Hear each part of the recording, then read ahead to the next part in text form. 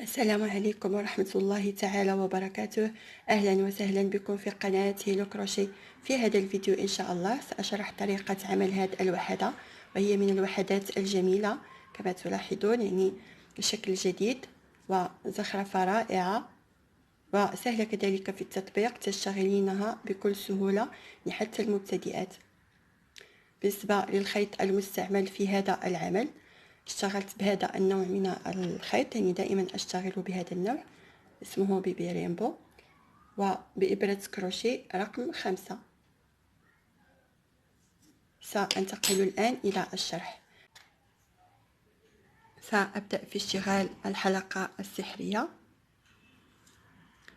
ثم سأشتغل 3 سلاسل سأعتبرهم بمثابة عمود، ثم أشتغل عمودين بلفة. العمود الأول،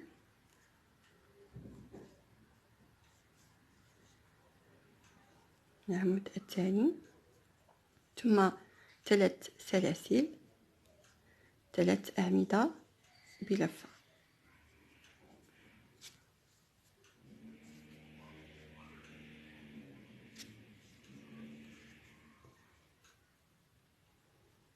ثم 3 سلاسل، 3 أعمدة بلفة داخل الحلقة.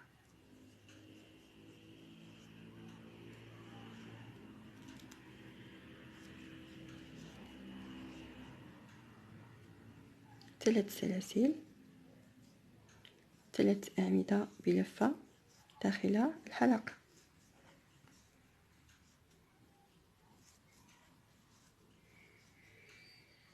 ثلاث سلاسل،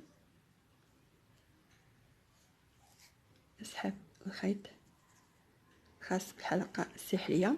سأترك 3 سلاسل الأولى، سأشتغل منزلقة في العمود الثاني.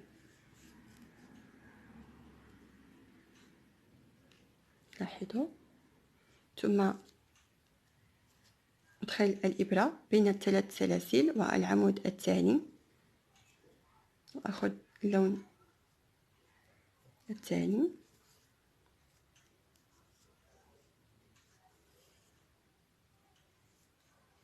سأشتغل 4 سلاسل، 1 2 3 4. يعني هذه الحلقة سأتركها على هذا الشكل. ثم سأشتغل حشو بين العمود الثاني والثالث،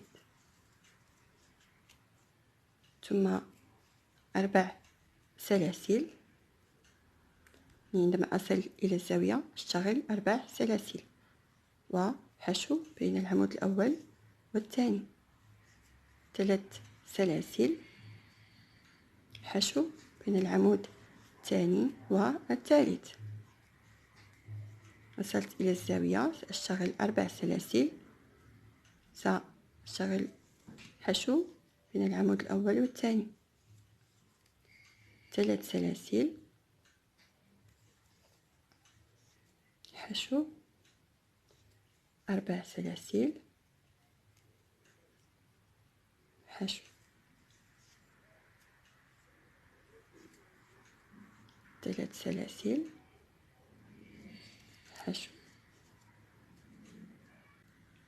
4 سلاسل، 1 2 3 4. ثم سأشتغل منزلقة في هذا المكان، المكان الأول الذي اشتغلت فيه 4 سلاسل. سأسحب يعني أترك هذه الحلقة هكذا، ثم سأدخل الإبرة في هذا الفراغ، يعني في الزاوية الأولى، ثم في الحلقة باللون الأصفر، وأسحب الخيط ثم أخرجها على هذا الشكل.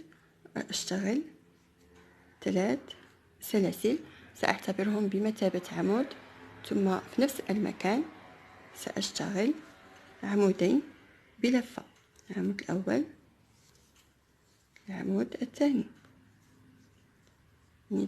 مع الاحتفاظ بهذه الحلقة يعني بارزة على هذا الشكل، سأشتغل سلسلة، ثم أنتقل إلى فراغ الزاوية الثانية وأشتغل 3 أعمدة بلفة. العمود الأول،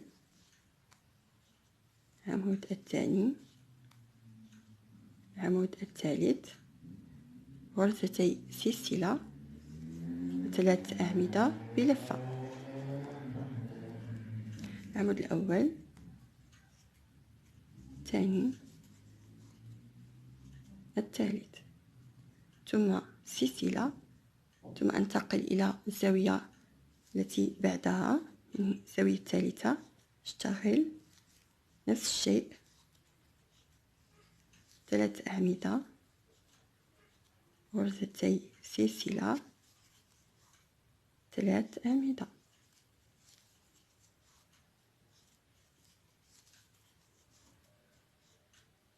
ثم سلسلة، وأنتقل إلى الزاوية الرابعة والأخيرة، ثم أشتغل 3 أعمدة،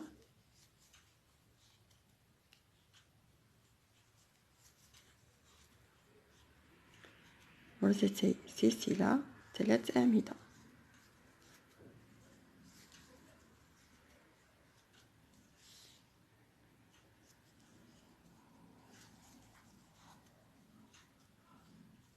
ثم سلسلة، لاحظوا، ثم أنتقل إلى الفراغ الأول الذي اشتغلت فيه 3 أعمدة، وأشتغل 3 أعمدة بلفة.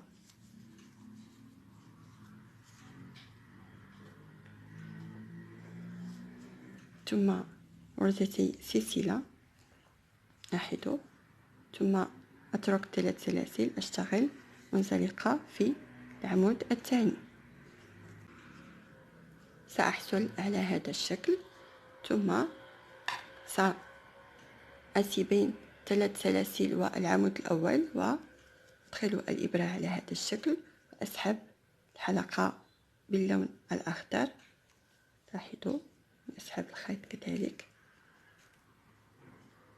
حتى أتمكن من إخراجها، ثم أشتغل 4 سلاسل، ثم أذهب إلى الفراغ ما بين العمود الثاني والثالث، أشتغل حشو، ثم 3 سلاسل، ثم أنتقل إلى الأعمدة الأولى في الزاوية، وبين العمود الأول والثاني أشتغل حشو، ثم 3 سلاسل، بين العمود الثاني والثالث حشو، 4 سلاسل، ثم حشو، 3 سلاسل،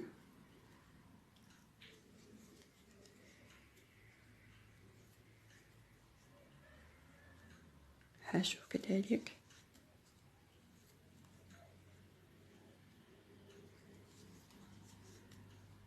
4 سلاسل. عندما أصل إلى الزاوية أشتغل 4 سلاسل فقط. في سلاسل البداية اشتغلت 4 سلاسل، أما الباقي فاشتغل 3 سلاسل، يعني في الزوايا فقط أشتغل 4 سلاسل، 3 سلاسل. لاحظوا، 3 سلاسل. سأكمل على نفس الشكل، 3 4 سلاسل. قلت في الزاوية أشتغل 4 سلاسل،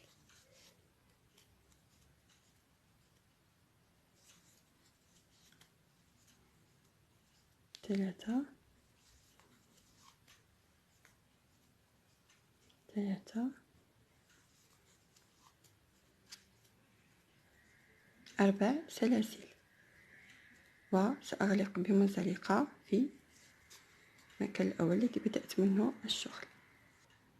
الآن سأدخل الإبرة في الزاوية، يعني بين في هذا المكان، ثم أسحب الحلقة باللون الأصفر وكذلك الخيط، ثم أخرجها من هذا الفراغ، ثم أشتغل 1 2 3 3 سلاسل، يعني مع الاحتفاظ بهذا الخيط الأخضر على هذا الشكل. سأشتغل في نفس المكان عمودين بلفة، العمود الأول، العمود الثاني، ثم أشتغل سلسلة، ثم أنتقل إلى هذا الفراغ وأشتغل 3 أعمدة بلفة، العمود الأول، الثاني، الثالث، ثم أشتغل سلسلة وأنتقل إلى الزاوية من هذا الفراغ، ثم أشتغل 3 أعمدة بلفة،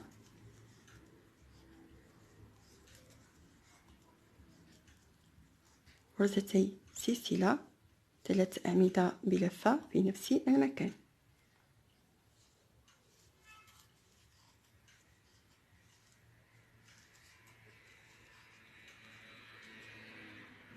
ثم سلسلة، أنتقل إلى هذا الفراغ وأشتغل 3 أعمدة بلفة،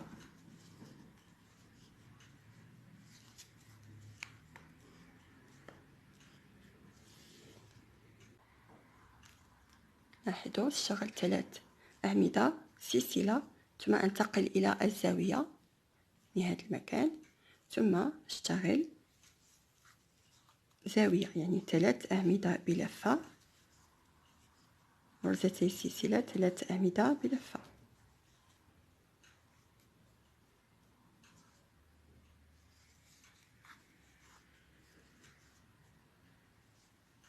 العمود الأول، الثاني، الثالث. لاحظوا سأستمر على نفس الشكل، يعني سأشتغل هنا 3، يعني سأشتغل سلسلة، 3 أعمدة بلفة، وفي الزاوية سأشتغل مثل هذا الذي اشتغلت هنا، يعني 3 أعمدة، غرزتي السلسلة، 3 أعمدة. وصلت إلى نهاية الدور، يعني وصلت للزاوية الأولى التي اشتغلت فيها 3 أعمدة، اشتغلت 3 أعمدة أخيرة وسأشتغل غرزتي السلسلة، سأترك 3 سلاسل وأشتغل منزلقة في ثاني غرزة عمود، سأترك الحلقة على هذا الشكل. لاحظوا سأدخل الإبرة هنا، يعني بين ال3 سلاسل والعمود الثاني، وأسحب اللون الأخضر، يعني سأسحب اللون الأخضر هكذا، وسأشتغل 4 سلاسل، ثم أنتقل إلى الفراغ ما بين العمود الثاني والثالث وأشتغل حشو، يعني سأكرر ما فعلته في هذه الأدوار، يعني عادي 3 سلاسل، أنتقل إلى المجموعة الثانية وبين العمود الأول والثاني حشو، 3 سلاسل، حشو، 3 سلاسل، حشو، 3 سلاسل، حشو، 4 سلاسل، يعني قلت في الزاوية دائما نشتغل 4 سلاسل، وفي سلاسل البداية، وفي الباقي أشتغل 3 سلاسل، سأكمل حتى نهاية الدور. وصلت إلى نهاية الدور، اشتغلت كل السلاسل، الآن وصلت إلى الزاوية، سأشتغل 4 سلاسل، 1 2 3 4، وسأغلق بمنزلقة في يعني المكان الأول الذي اشتغلت فيه 4 سلاسل بداية. يعني الآن سأستمر، يعني سأكرر نفس الشيء الذي فعلته في هذا الدور، يعني فقط الاختلاف هو أنه هنا ستضاف 3 أعمدة وهنا 3 أعمدة، يعني ستحصلين على هذا الشكل. يعني أنا الآن وصلت إلى هذا الدور، يعني في الدور المقبل ستشتغلين يعني زاوية 3 أعمدة، غرزتي السلسلة 3 أعمدة، وهنا 3 أعمدة، 3 أعمدة، زاوية. الدور الذي بعده زاوية، 3 أعمدة 3 أعمدة 3 أعمدة زاوية. لاحظوا هنا كان فقط 3 أعمدة، وهنا يعني مجموعة، وهنا مجموعتين، وهنا 3 مجموعات، وهكذا حتى تصلين إلى يعني الحجم الذي تريدينه.